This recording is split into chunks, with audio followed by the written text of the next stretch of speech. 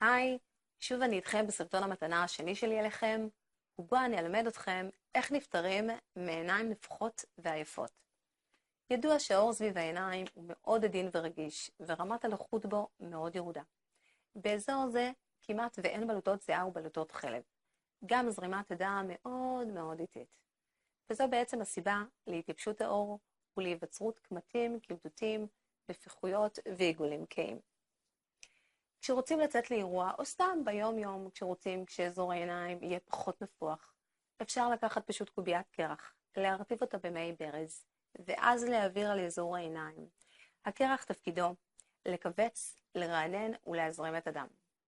אפשרות נוספת היא לקחת מלפפון, פשוט לחצות אותו על שניים, להניח על העיניים למספר דקות. התכונה האנטי-דלקתית של מלפפון עוזרת בהפחתת נפיחויות של שקיות מתחת לעיניים. אם אהבתם את הטיפ, אשמח ללייק ולהתראות בסרטון הבא.